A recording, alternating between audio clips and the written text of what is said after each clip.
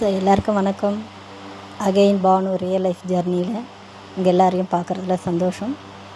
So இப்போது 1997 99வது காலகட்டத்தை பற்றி தான் பார்க்க போகிறோம். ஸோ இந்த டைமில் நான் கேஸ் ஏஜென்சிஸில் ஒர்க் பண்ணிகிட்ருந்தேன், ஸ்பிக் கேஸ் ஏஜென்சிஸில். ஸோ அண்ணாச்சி அவங்க தான் அந்த ஏஜென்சி எடுத்திருந்தாங்க. ஸோ இந்த ஃபோட்டோஸில் பார்த்தீங்க அப்படின்னா ஃபாரின்லேருந்து ஷெல் கம்பெனிலேருந்து வந்து அதை செக் பண்ணுறதுக்காக வந்திருந்தாங்க எல்லா ஏஜென்சிஸுமே. ஸோ இது ஒரு மறக்க முடியாத காலகட்டம்.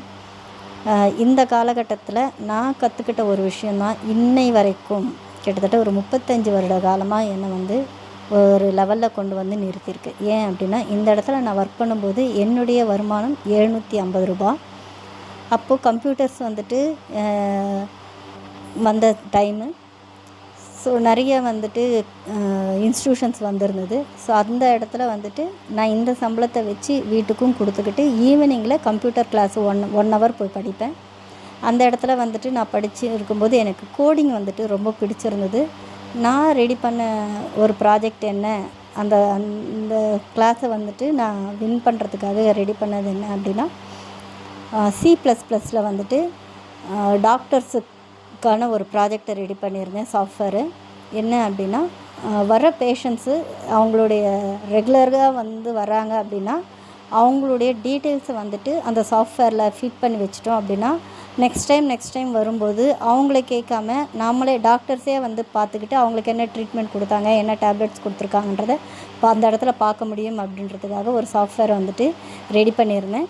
ஸோ அந்த காலகட்டத்திலே C++ல் எனக்கு வந்துட்டு 90 மார்க்ஸ் நான் அந்த டைமில் எடுத்திருந்தேன்.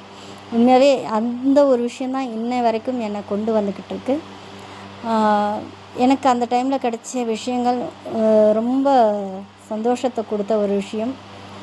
இது இவ்வளோ பெரிய தாக்கத்தை எனக்கு என்னுடைய லைஃபுடைய மாற்றத்தை வந்து கொடுக்கும் அப்படின்னு சொல்லிட்டு நான் நினச்சி பார்க்கவே இல்லை.